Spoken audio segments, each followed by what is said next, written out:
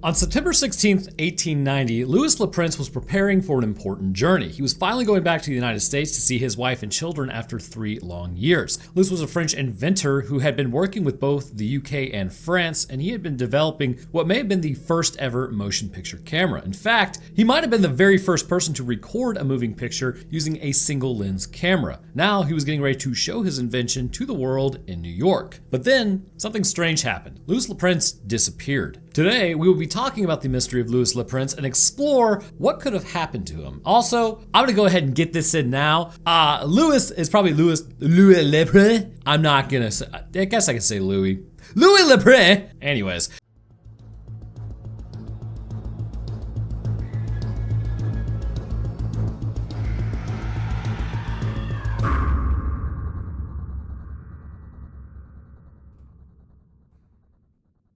He was last seen at a train station in Dijon, France. His brother had dropped him off at the platform and he was supposed to travel to Paris, but when the train arrived, Louis was nowhere to be found. No one, neither the passengers nor the train staff, remembered seeing him board. It was as if he vanished into thin air, and to this day, no one knows what happened to him. Now you might be wondering, wasn't Thomas Edison the one who invented motion pictures? So was Louis Le Prince. And why don't more people know about him? Well, because this is a pretty wild story, and yes, Thomas Edison plays a big part of it, and something that you should know is Thomas Edison stole a lot of ideas. So Louis Aimé Augustin Le Prince, good lord, was born on August 28, 1841 in Metz, France. Most of his family called him Augustin and his English-speaking friends called him Gus, but history remembers him as Louis. His father was a French army officer, and one of his father's closest friends was Louis Daguerre, pretty sure, the famous artist and photographer who helped invent the early photography. As a child, Louis then spent a lot of his time in Daguerre's studio learning about both photography and chemistry. He was a bright student and went on to study paintings in Paris and chemistry at Leipzig University in Germany. All of his knowledge would later help him in his work with cameras and motion pictures. In 1866, when he was 25 years old, Louis then moved to Leeds, England to join a good friend, John Whitley, whom he had met in college. He worked for Whitley's family's business for a few years, representing the company in Paris, and during this time, he reconnected with John's sister Elizabeth, who everyone called Lizzie.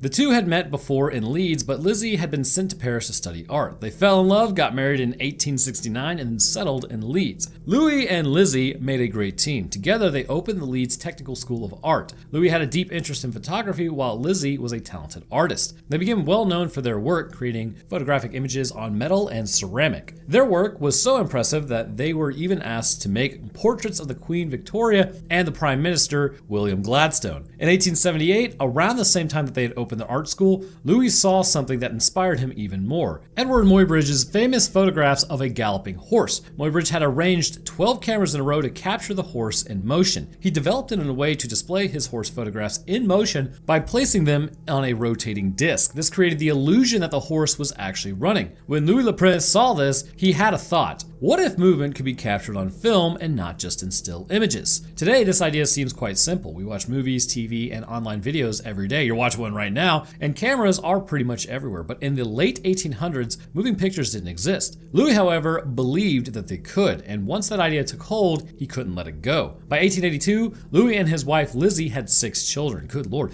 Around that time, Lizzie's brother John encouraged them to move to New York. The timing was right, and the family business, Whitley's partners, had collapsed. Louis also owed money, around 350 euros, to someone in Leeds and hadn't been able to pay it back, so starting fresh in America seemed like the best option, just kind of squelching on what you owe people. Nice! In New York, Louis tried to run an interior design company, but it didn't take off. He also worked with a group of French artists who created large panoramic paintings, but nothing really truly succeeded. His real passion was elsewhere. His motion picture invention. For years, he had been trying to make it a reality, but Louis had 2 major obstacles. First, he didn't have enough money or even the right resources to complete his invention. And second, he wasn't the only one working on this idea. Inventors all over the world were racing to be the first to create a working motion picture camera. Whoever succeeded first would change change history. Through trial and error, Louis figured out something that was fairly important. To create the illusion of movement, a camera had to at least take 16 pictures every second. He designed a camera that was entirely special with 16 lenses and even patented it. The concept was smart, but there was a flaw. Since every lens was in a slightly different position, every image was taken from a slightly different angle. When played together, the motion wasn't smooth. Think of it like drawing a stick figure on a different page of a notebook. If each figure was drawn slightly differently and then you flip through the pages, it looks like the figure is moving. But if the drawings are out of place, then the movement looks jumpy or unnatural. That was the first problem that Louis faced. And even if his camera had worked perfectly, there was still one big issue. That is, to project the images. To make movies actually possible, two key inventions were needed: a camera that could capture movement and a device that could display it. The competition to kind of be the first to patent either of these was fierce. In 1887, Louis made a tough decision. He needed to leave New York and return to Leeds, where he owed somebody 350 euros, to focus entirely, I guess it would be pounds,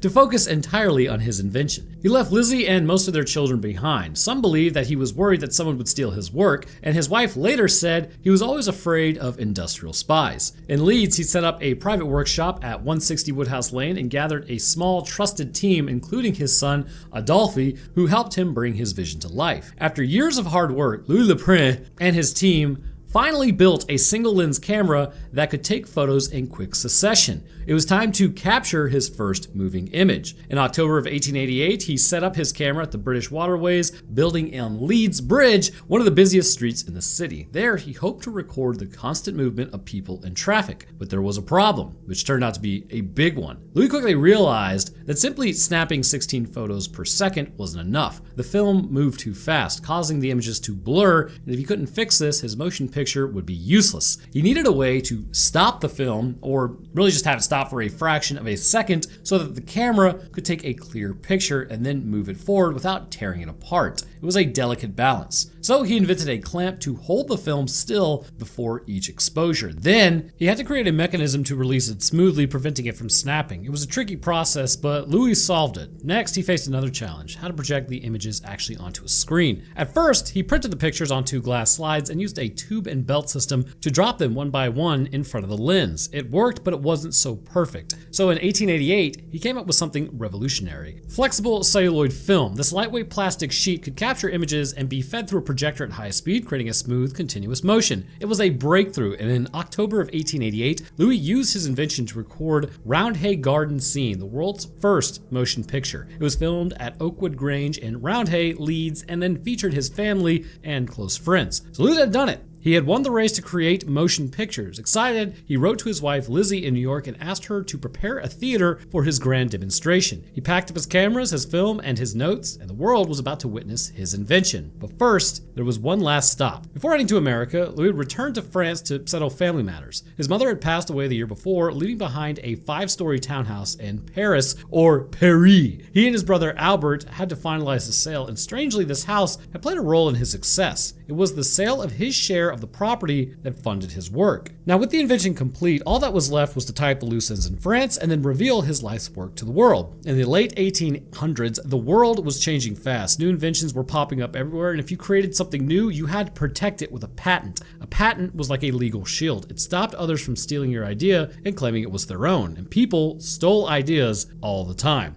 Louis Leprin knew this, and that's why he made sure to get patents in France and Britain for his single-lens motion picture camera. It was a huge step in filmmaking, but were these patents strong enough? Would they be enough to officially call him the inventor of motion pictures? That question would be important fairly soon. So with his patents secured, Louis then traveled to Paris, and on March 30th, 1890, he showed his moving pictures at the National Opera. Witnesses later swore that they saw this happen, and here's something interesting. Thomas Edison, the man many credit with inventing film, wouldn't show his first movie until a year later in 1891. By that time, Louis had already been making moving pictures for years. After his success in Paris, Louis decided to visit his brother, Albert, in Dijon. Albert had recently lost his wife, so Louis stayed with him for a short while, and then on September 16th, 1890, he planned to begin his journey back to New York. His route was carefully planned. He would take a train from Dijon to Paris, and then travel to Liverpool via Leeds. From Liverpool, he would then board a ship and then sail across the Atlantic. But something strange happened. Louis never arrived in New York. Albert was the last person to see him. He took Louis to the train station in Dijon, where Louis had his suitcase with him, the same suitcase that he carried his latest patents and important materials for his big presentation in New York. Albert waved goodbye, expecting his brother to arrive in Paris soon, but Louis never made it to Paris. Some people say that they saw Louis on the train platform, but this was over 130 years ago. Memories fade and details get lost because nobody was there to witness it firsthand at this point.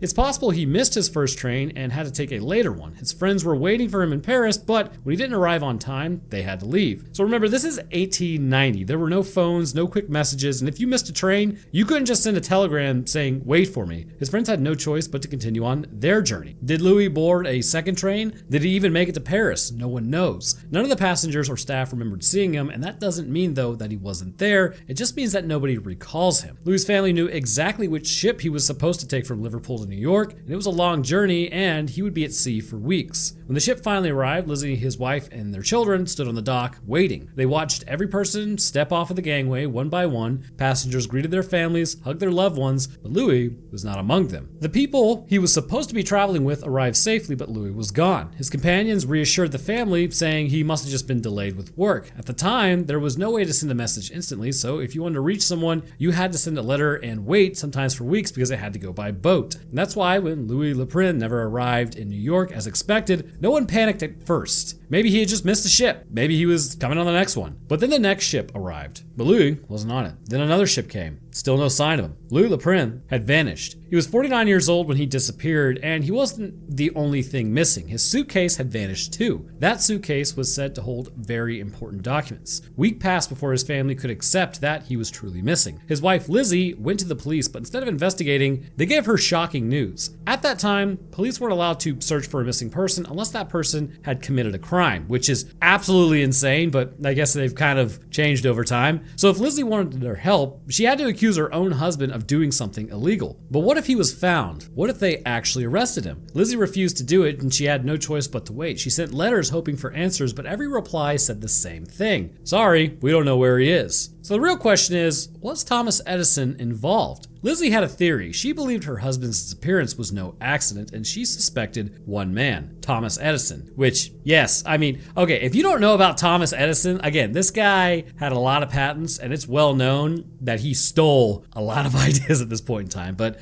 this is the same Thomas Edison, the Thomas Edison, who's famous for inventing the light bulb and the motion picture camera. That light bulb was actually, if I remember correctly, I watched a documentary on this. This was basically his intern that invented it, and then he's like, yeah, I invented it.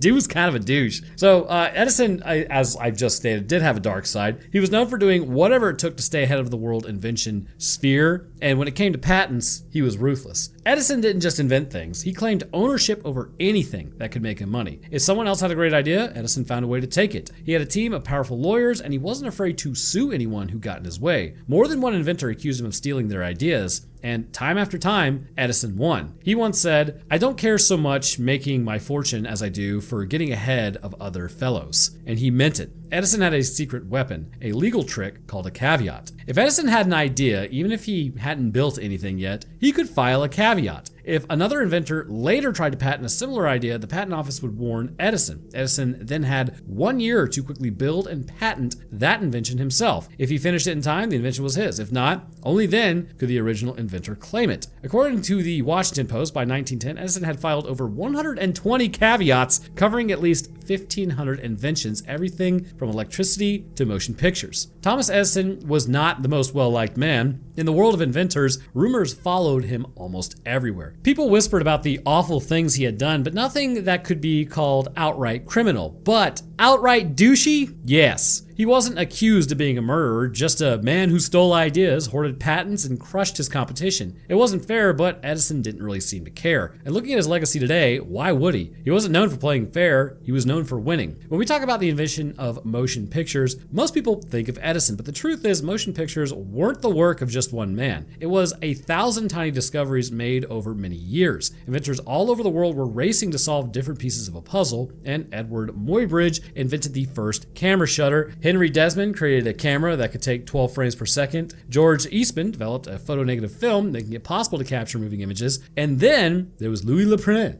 In 1888, years before Edison even claimed his invention, Louis had already filmed Roundhay Garden Scene, the world's first known motion picture. He didn't just experiment, he succeeded. He created both a 16-lens camera and a single-lens camera. He was ahead of everyone, but then he vanished. Just 8 months later, Thomas Edison revealed his motion picture camera, the Kintograph, to the world. He claimed it was the first time pure motion had ever been recorded and reproduced, but Lizzie LePrince knew that was a lie. And in that moment, she became convinced that Edison had stolen her husband's work. But was that all he had done? Strange things had been happening before Louis disappeared. A mysterious man had shown up at Lizzie's door twice, asking questions about her husband and refusing to take no for an answer. The first time, Louis was still in Europe. The man pretended to be selling milk, but something about him felt wrong. He wasn't interested in selling anything, he was interested in Louis. When would he be back? Where is he now? Could he come inside? Lizzie slammed the door. She had been warned. Louis had always told her about people that were basically just after his invention. He believed he was being followed by spies. He had gone back to Leeds to work in secret, away from the watchful eyes of those who wanted to steal his ideas. Lizzie had been given strict instructions not to tell anyone what he was working on, and now a strange man was on her doorstep asking way too many questions. Stay strapped or get clapped. Then, after Louis vanished, the same man was back. This time, there was no disguise and no lies. "Where is Louis?" he asked. Lizzie didn't know. She wished she knew, and at that moment, something clicked. Louis LePrince hadn't just disappeared. Someone made him disappear. However, there was never any real evidence to prove this. No evidence to show that Edison was responsible for Louis' disappearance. It just didn't make that much sense. But Lizzie was always sure. If they couldn't prove his murder, the LePrince family still wanted to make sure Louis went down in history as the true inventor of the motion picture camera. Sadly, they faced many roadblocks that kept them from doing this. These roadblocks are likely why Edison is still widely credited as the inventor of the motion picture. At that time in the 1890s, there was a law that said if someone went missing and their body wasn't found, or they couldn't be declared dead any other way, all of their property, including intellectual property, was frozen for 7 years, or until the body was found, whichever came first. So for 7 years, the LePrince family couldn't present Louis' motion picture camera. They couldn't make money from it, they couldn't license it, and they couldn't do anything. A lot happened in those 7 years. By the time Louis was officially declared dead on September 16th, 1897, Edison had already released the Kintograph. The Lumiere brothers had invented the cinematograph. Motion picture technology had taken a huge step forward, and anyone involved in the race had made a lot of money. Meanwhile, the LePrince family had to watch from the sidelines, their hands legally tied. Lizzie's and Louis' son Adolf tried to take Edison to court to annul his claims of inventing the motion picture camera, but that was unsuccessful. There was nothing more they could do. So there is no evidence that he murdered anyone to do so. So if Edison wanted to steal someone's idea, he simply just did it. There might be another competitor responsible for Louis' disappearance. I mean, after all, many people were trying to invent the motion picture camera at that time, but once again, there was no evidence to suggest that it wasn't Edison, who probably did I don't know if he did it or not, but hopefully he doesn't sue me from beyond the grave. I don't know, Edison was just he was a douche, man. So, the last known sighting of Louis was the train station in Dijon, France. After that, there were no leads, no clues, and no evidence. Did he get on the train? Did he make it to Paris? Did he even make it to England? We just don't know. Some people suggest that maybe Louis did make it to Paris, but then fell victim to street crime. Perhaps a group of people tried to mug him and take a suitcase with his patents in it. Louis might have fought back to protect his invention and then was killed. His body could have been dumped in the Seine River. Maybe it was found later, but it was 1890, so news probably didn't make it back to Lizzie in New York, and the French police may have just had really not much to identify what this body was even relating to. So what could have happened? Well, the Seine River theory seems like a real possibility, as in 1890, a drowned man was pulled out of the Seine River in Paris. He looked strikingly similar to Louis LePrince, but no one knew about this at that time. The story was uncovered, or at least wasn't uncovered until like 2003, when someone was going through the old Paris police archives. Even now, many years later, we can't say for sure if the body really was Louis. The man drowned, but he wasn't attacked. And it could be maybe that Louis took his own life. Unlikely. Over the years, people have wondered if Louis was in such personal trouble that he just decided to end it all. In his early days, Louis had borrowed money, failed to pay it back, and then fled the country. There were people angry at him, and now, once again, he was out of money. If his motion picture camera failed, he would be even more trouble. Some believe this might have been why Louis ended his own life, or maybe he just ran away to start a new life. But Louis had spent his whole life working on this camera. He was finally ready to show the world his invention, and if he had gone to New York and failed, failed, maybe he would have been embarrassed and disappeared, but why would he have given up at that moment when he was about to change the world? There are other theories too. One of them suggests that Louis was gay, and his family might have arranged for him to be disposed of, but also that doesn't make sense because Louis' family spent years fighting for answers about his disappearance. Why would they fight so hard if they were responsible? Louis' son Adolf also fought for his father's legacy, and in 1898, the year after Louis was declared dead, Adolf was called as a witness into like a court case involving Thomas Edison because Lord knows that man knew courts. The case was about Edison's claim to have invented the motion picture camera. Adolf and the American Mutoscope Company hoped to prove Edison had stolen Louis' work, but they were unsuccessful. 2 years later, Adolf was found dead under mysterious circumstances, deepening the family's tragedy. More than a century has passed, and the truth behind Louis' disappearance remains a mystery despite years of investigation, and just the lack of solid evidence means we'll likely never know exactly what happened to him. His legacy, however, continues to live on, his name slowly rising from the shadows as people begin to recognize his vital contribution to the world of motion pictures. Though the answers may never come, Louis the Prince's impact on cinema is undeniable, and his story, though still a mystery, get out there and investigate and do your own thing. So now we finally come to the point where I just like to talk to you guys directly about this. What do I think happened? Well, if they found a body in 1890, it was drowned, and they said it looked kind of like him, it's possible. The problem with drowning is if you're in water for 3 days, you don't really look like yourself anymore. You look horrific, is the best way to put it. So it's kind of hard how they would even know how to identify anybody at this point in time.